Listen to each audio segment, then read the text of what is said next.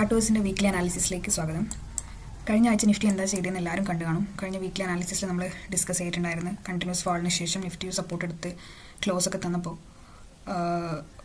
Monday open ആയപ്പോൾ ഒരു support closing ഒക്കെ തന്നപ്പോൾ ഹയർ ഹൈ സ്ട്രക്ചർ ഉണ്ടാക്കി അപ്സൈഡ് പോകുന്നൊക്കെ എക്സ്പെക്ട് ചെയ്ത് നിന്നതാണ്. പക്ഷേ നിഫ്റ്റിക്ക് ഈ ലെവൽ ബ്രേക്ക് ചെയ്യാൻ പറ്റില്ല. ഈ ഒരു റേഞ്ചിനകത്ത് തന്നെ നിഫ്റ്റി കൺസോൾഡേറ്റ് ചെയ്ത് നിൽക്കുകയാണ് ചെയ്യുന്നത്.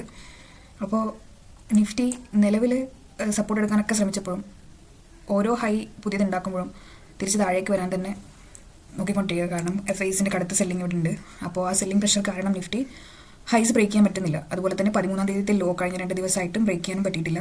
അപ്പോൾ ഈ ഒരു റേഞ്ചിനകത്താണ് നിഫ്റ്റി ഇപ്പോൾ നിൽക്കുന്നത്.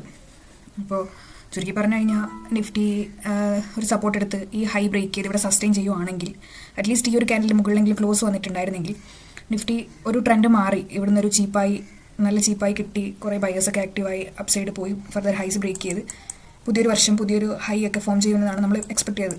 പക്ഷേ ഫ്രൈഡേയിലത്തെ ക്ലോസിംഗ് കണ്ടപ്പോൾ നമുക്ക് മനസ്സിലാക്കാം നിഫ്റ്റി ഒരു ലോയും കൂടെ ബ്രേക്ക് ചെയ്യാൻ ചാൻസ് ഉണ്ട്. അതായത് ഈ ലോയും കൂടെ ബ്രേക്ക് ചെയ്യാൻ ചാൻസ് ഉണ്ട് എന്നാണ് തോന്നുന്നത്. അപ്പോൾ കാരണം ഇത്രയും സപ്പോർട്ട് എടുത്ത് മുകളിൽ കയറി പോയി തിരിച്ച് അതേ ഓപ്പണിംഗ് പ്രൈസിന് അടുത്ത് തന്നെ വന്ന് ക്ലോസിംഗ് ആണ് നിഫ്റ്റി തന്നിട്ടുള്ളത്. അങ്ങനെയാണെങ്കിൽ ഹൈയിൽ നല്ല റിജക്ഷൻ ഉണ്ട്. അപ്പോൾ താഴെ വീണ്ടും വന്ന് സെല്ലിംഗ് നടന്ന് സപ്പോർട്ട് എടുത്ത് കയറി പോകാനായിരിക്കും ചാൻസ് എന്ന് എനിക്ക് തോന്നുന്നു. അപ്പോൾ വീക്ക്ലി അനാലിസിസ് ഒക്കെ ചെയ്തപ്പോൾ സെക്ടർ വൈസ് നോക്കിക്കഴിഞ്ഞപ്പോൾ ഒട്ടുമിക്ക എല്ലാ സെക്ടേഴ്സും വീക്കായി തന്നെയാണ് നിൽക്കുന്നത്. ബാങ്ക് സെക്ടർ വീക്ക്ലിയുടെ അകത്താണ് നിൽക്കുന്നത്. ഓട്ടോ സെക്ടർ ആണെങ്കിലും വീക്ക്ലിൻ്റെ താഴെ വന്നു. പ്രൈവറ്റ് ബാങ്ക് വീക്ക്ലിൻ്റെ ഇൻസൈഡ് ഉണ്ട്. ഫിനാൻസ് വീക്ക്ലിൻ്റെ അകത്താണ്. എനർജി സെക്ടർ വീക്ക്ലിൻ്റെ ഇൻസൈഡാണ്. IT സെക്ടർ ആണെങ്കിൽ വീക്ക്ലിയുടെ മുകളിലാണ്. അപ്പോൾ നിലവിൽ IT സെക്ടറാണ് കുറച്ച് പോസിറ്റീവായി കാണുന്നത്. പിന്നെ PSU ബാങ്കിങ് സെക്ടറും ബാക്കി ഒട്ടുമിക്ക വെയിറ്റേജിലെ എല്ലാ സെക്ടേഴ്സും വീക്ക്ലിൻ്റെ അകത്തായിട്ടും താഴെയായിട്ടൊക്കെയാണ് ക്ലോസിംഗ് നിൽക്കുന്നത്. അപ്പോൾ ഇനി അപ്കമിങ് വീക്ക് എന്ന് പറയുന്ന ഒരു ടാസ്ക്കാണ്. ആകെ 4 ട്രേഡിംഗ് ഡേയ്സ് മാത്രമേ ഉണ്ടായിട്ടുള്ളൂ. മൺഡേ, ട്യൂസ്ഡേ, വെനസ്ഡേ ഉണ്ടായിരുന്നു. തേഴ്സ്ഡേ മാർക്കറ്റ് ഹോളിഡേ ആയിരുന്നു. പിന്നെ ഫ്രൈഡേ അങ്ങനെയായിരുന്നു മാർക്കറ്റ് ഉണ്ടായിരുന്നത്. അപ്പോൾ അതിൽ തന്നെ നമുക്ക് നോക്കിയാൽ ലാസ്റ്റ് 2 ദിവസം FISന്റെ ഹെവി സെല്ലിംഗ് ആണ് വന്നത്. അതായത് മുകളിലോട്ട് കയറും തോറും ഇവിടെ സെല്ലിംഗ് പ്രഷർ കൂടുതലാണ്.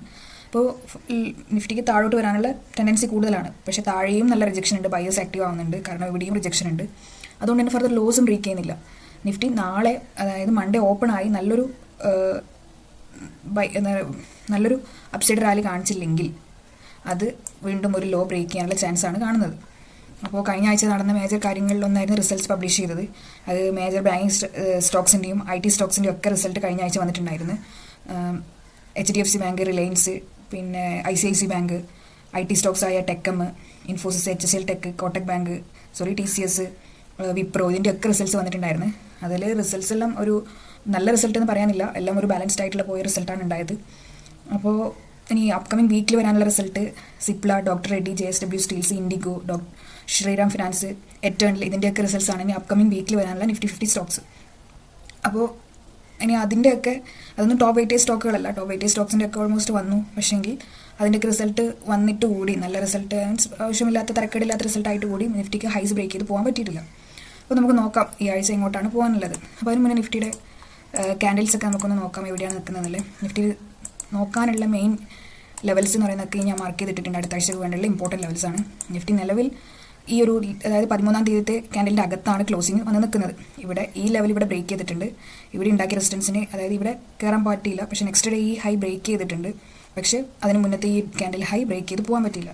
പക്ഷേ ഈ ഒരു ലെവൽ വന്ന് സസ്റ്റെയിൻ ചെയ്ത് നിൽക്കുന്നുണ്ട്.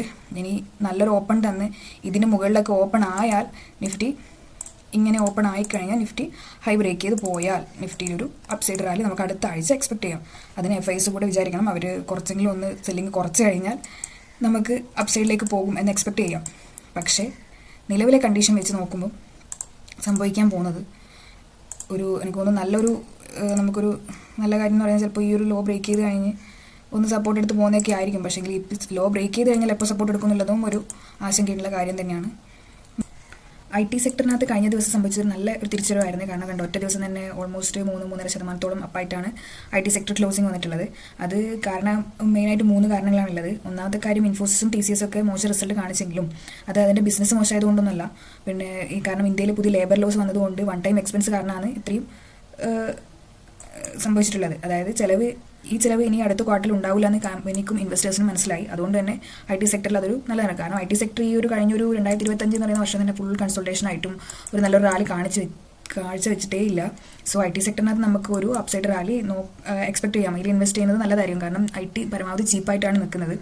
അതുകൊണ്ട് തന്നെ IT സെക്ടറിനകത്ത് ഇൻവെസ്റ്റ്മെൻറ്റ്സ് കൊണ്ടുവരുന്നത് നല്ലതായിരിക്കും. കാരണം ഓൾറെഡി മെറ്റൽ സെക്ടറൊക്കെ നല്ല റാലി താഴ്ച വെച്ചു. ഇനി ഓടാനുള്ളത് എനിക്ക് തോന്നുന്നു IT സെക്ടർ ആയിരിക്കും കുറച്ചുകൂടെ ആക്റ്റീവായി അപ്സൈഡ് പോകാൻ ചാൻസ് കൂടുതൽ. ട്രെൻഡൊക്കെ മാറി വരുന്നുണ്ട്. ഈ ഒരു ലെവലും കൂടെ ബ്രേക്ക് ചെയ്യുവാണെങ്കിൽ IT ഇങ്ങനെ പോകാനാണ് ചാൻസ് കൂടുതൽ. നോക്കാം, നിഫ്റ്റിയും കൂടെ സപ്പോർട്ട് ചെയ്യണം. IT പറക്കും, ഷുവർ ഷോട്ടാണ്, IT പറക്കും. പിന്നെ ഇതിന് രണ്ടാമത്തെ പോയിന്റ് ഇൻഫോസിസ് അവരുടെ ഭാവി വരുമാനത്തിൽ ഗൈഡൻസ് കൂട്ടി എന്നതാണ്. അതോടൊപ്പം വമ്പൻ ബിസിനസ് ഡീലുകളും അവർക്ക് ലഭിച്ചിട്ടുണ്ട്. അപ്പോൾ IT-യിലെ മാന്ദ്യം ഇതോടെ അവസാനിക്കുന്നു എന്നുള്ളതിൻ്റെ ഒരു സൂചനയാണ്. അപ്പോൾ കഴിഞ്ഞ ഫ്രൈഡേ തന്നെ ADRs ഒക്കെ നല്ല 10% ഒക്കെയാണ് ഇൻഫോസിൻ്റെ ഒക്കെ അപ്സൈഡ് ആയത്. പിന്നെ സെമി കണ്ടക്ടർ കമ്പനിയായ TSMC നൽകിയ പോസിറ്റീവ് റിപ്പോർട്ടുകളും ഈ ടെക് റിലേറ്റഡ് കമ്പനീസിനൊക്കെ നല്ലതായിരുന്നു.